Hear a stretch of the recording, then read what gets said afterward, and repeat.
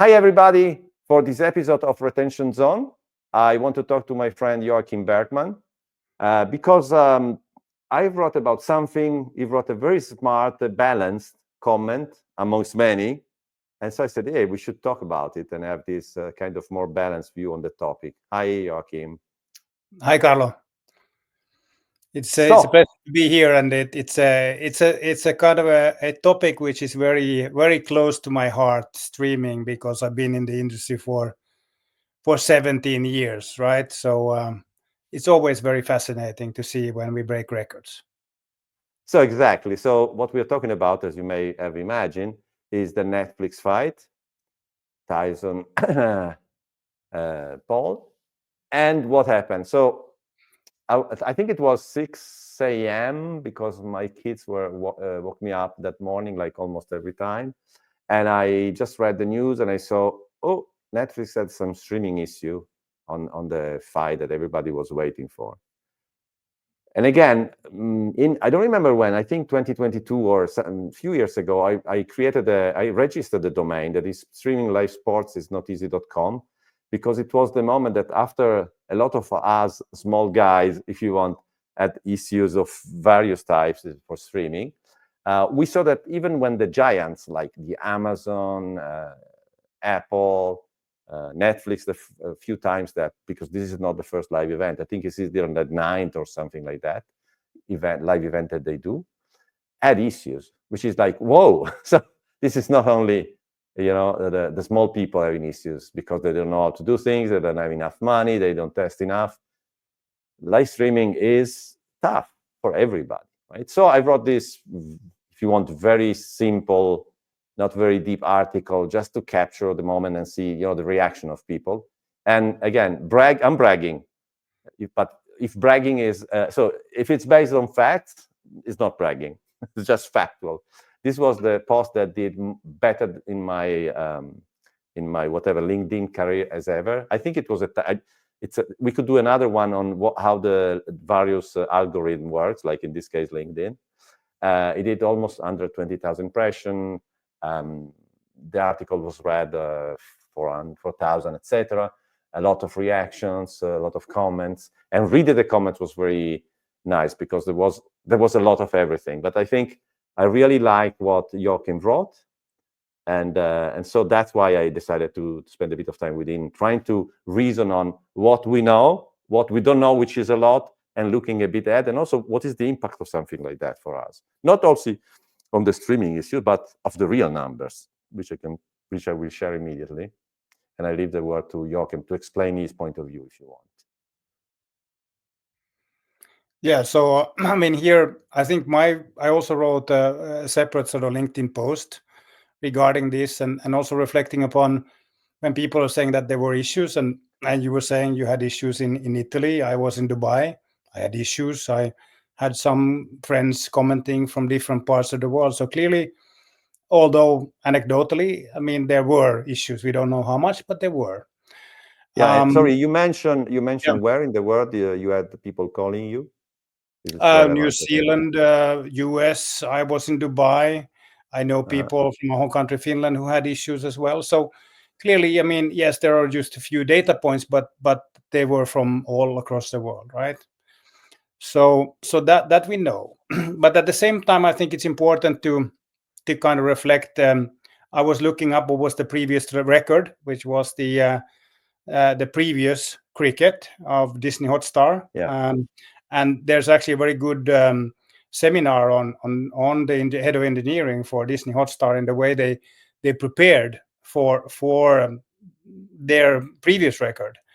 And I think I was just reflecting upon that, but I think it is not an apples to apples comparison, because of course in India, because of data rates and low ARPU, the stream quality is not the same. So you cannot take the 59 Yeah. million which you had in 2023 in India to something like a 65 million on Netflix, because most likely, we can assume, but most likely the average stream quality was much higher. So it could have Absolutely. been 50% higher traffic even. Yeah. So one thing that I want to do, because this is also a podcast, read what we see on screen together now. So the official statement from Necklace was 60 million households watch live. 65 million is the peak concurrent streams considered.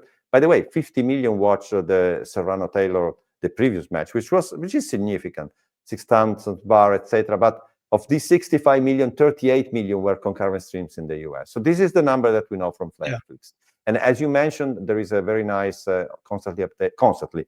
When it happens, updated post by Dan Rainburns that says that the top 10 is basically this one, 65 million Netflix, Jake Paul, Mike Tyson fight, and then everything else almost exclusively in India, I would say, except South Korea with Riot Games, correct? Yeah, more or less, yeah. So, but for the reason that you mentioned, the population, everything. So, but I think this is so the real news, to be honest, for the wider market, not for the streaming fanatics as we are, it's the 65 million peak concurrent streams, if you want, and the fact that Netflix is bringing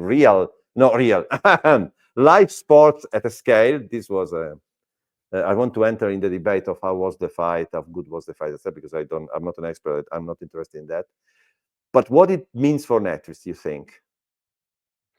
Well, I think one thing which is very, very interesting, which is also, I think, Dan Rayburn touched upon in his previous podcast, is that they have a very, very good platform, right? They can reach global audiences. And yes, there were perhaps been a bit issues, but I think there has to be somebody with quite let's say, high confidence to source global rights and then be confident enough to distribute this globally. And this is what they did. And I think the NFL games is also, I think, the first NFL rights that are now distributed globally.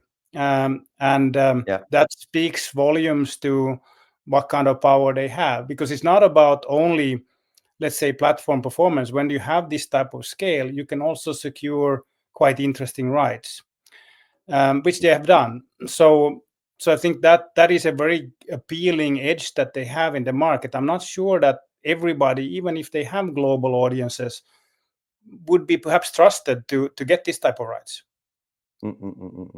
So as you mentioned, what is coming on, and everybody's there obsessed about how they will manage it, and everybody like us that have been behind the scene in this kind of events know that there is a lot of people in these teams getting ready for Christmas and then for January 6th, because what is coming next is 2 NFL games on Christmas Day and WWE exclusive on Netflix from January 6th, if I'm not mistaken. So if we checked, and I think you remember 34, I remember more or less 30. So these 2 games peaked at about 30 million, right, in the past, global audience. So US audience maybe, global or US, but in any case, the global audience was much bigger. And in theory, they shouldn't test the 65 million concurrent, in theory, if they were NFL only. But I was thinking, but we don't know, right? I mean, you can also take a view that how many are really boxing fans. Then again, was this boxing? Was it more entertainment? I mean, it's a good question, but I think we shouldn't rule out the fact that, I think we were talking before here, is that you're home with the family and it's kind of there, right? Maybe it's promoted. Could be quite interesting. Is Kansas Chiefs playing, right? So it has perhaps a bit of perhaps daughters in the family who are Swifties who'd like to see KC play, Kansas City Chiefs, because of the affinity towards that team. So it's difficult to know. So there could be a Netflix effect, mainstream, if you want, not an avid fan, but a Netflix effect on bringing more casual, not even NFL fans, but to watch because it's Christmas, because we assume some families are together, etc. So that will be super. And then WWE Raw, it's even more difficult to predict what kind of traffic, but for sure. So the question, I think the one thing that you brought that really was aligned with my thinking was, okay, Netflix did a great streaming event, but they have some issue. What does it mean in terms of customer retention? That was your point of view. Yeah, no, that I think that was a bit my thinking. That, I mean, people don't. To me, I was trying to make an analogy. I'm always, a fan of analogies, and people who work closely with me always have an analogy. My analogy to this would be, if you have a premium buffet of food, and there's some premium buffets that are quite expensive. Let's say they're $70-$75 in Vegas, and there's always a signature dish, right? Yeah. And you come there for the signature dish. Let's say the signature dish was not there. They were all out or something. Then you would be very disappointed, right? Yes. And in this case, Netflix signature dish was not this fight. This is not why people have Netflix. This is sort of icing on the cake. Perhaps in the future, where they have more of a roster of sports or something more, this could be. But I think this was a happy add-on. People saw, oh, this is on. I might just watch it, right? And They're not asked to pay anything more, by the no, way. you Correct. have it anywhere, right? So in a way, okay, you can do. You're a bit upset. You would like to see it, but it's not the end of the world, because it's I not think the it's main more. event. It's not the No, for prime sure. rib. It's not the prime rib dish of the overall buffet. I think let's think, because I have more affinity and I have spent the 5 years on NFL Game Pass. What if, and I think it, by the way, I expect the NFL games to work at Christmas. But in that case, if it's the only way, and I don't remember if it's really the only way to watch it, NFL fan can be super pissed off then, even if it's a small number. That's a different story. If you tell me, and I don't know pissed off with who, but that will be a bigger problem, because I really want to watch that, right? And you put it on Netflix, fine, but I really want to watch it. So then I'm more disappointed. And that drives me to, I agree that they did an amazing number of concurrent stream, fantastic. Even when you are a paying customer, and again, Netflix, you're not really paying for the fight, you're paying for everything. So are you leaving Netflix because you had an issue watching one fight? I don't think so. Maybe some did, because people they do whatever they want, but I wouldn't expect that. But still, if I'm paying for something inexplicitly, right, and then it doesn't work, I'm a paying customer. So I assume it. I don't think it's correct. Nobody knows. But say it's 500,000. 500,000 people is a lot of people, right? Even if it's global. So it's a lot of people. That, imagine if they all call customer service and you have experience with customer service. So I think on one hand, we shouldn't overestimate the importance of what if streaming fails a bit. But these are paying people. I mean, I remember when broadcasting, what was Euro? I don't want to say the wrong number now. 2000, the one in Vienna, the one in Austria and Switzerland. I should know because I work for it.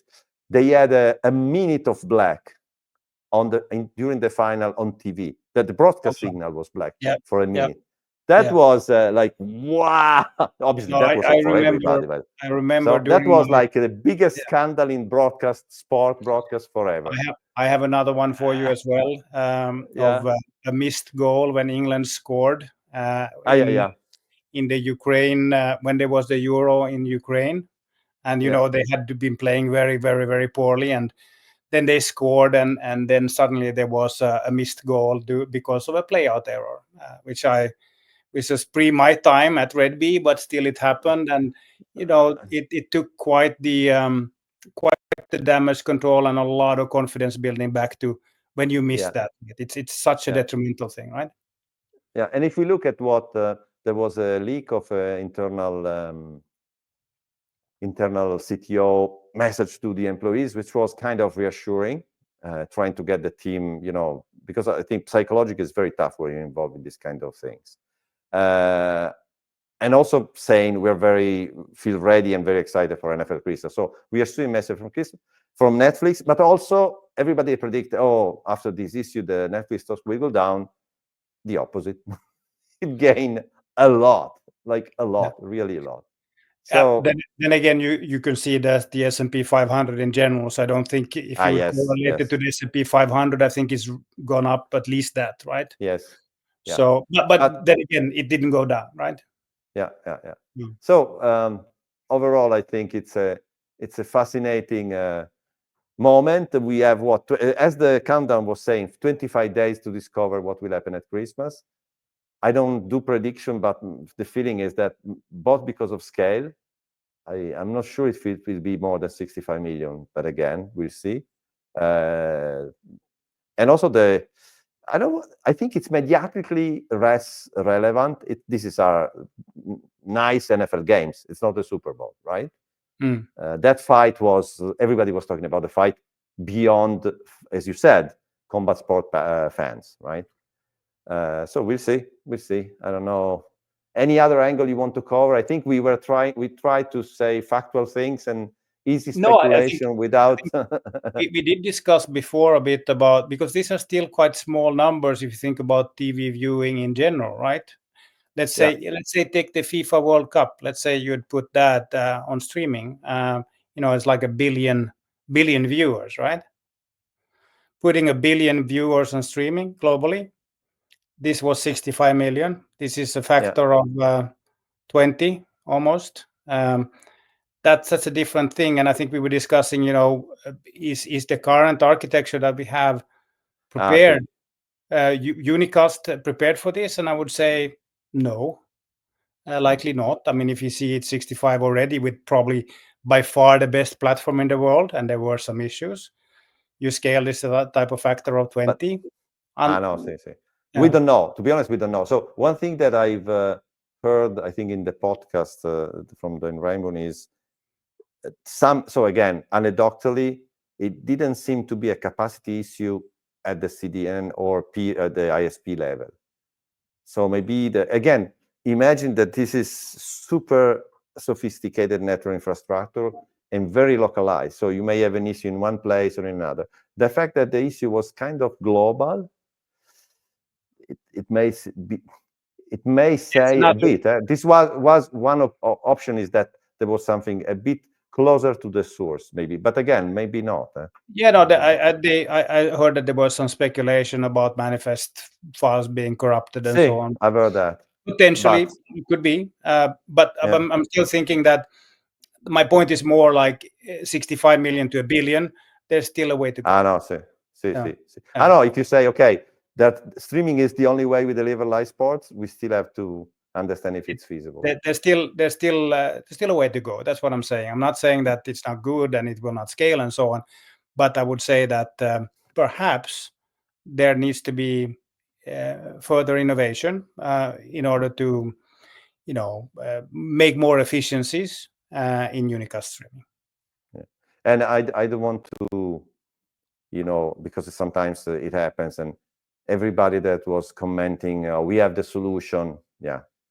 I don't want to be too tough on them, but yes, maybe it's Netflix. So I'm not sure. I mean, you want really to stream 65 millions? Have you done it before? No, nobody has done it before. So be careful when you comment, I would say, next time. Yeah, for sure. I think it was more from my thinking was more of a learning question. Like I think we would all be very interested to see what they learned, because I think that's a little bit what people inadvertently would like to see is what I think that would help the industry.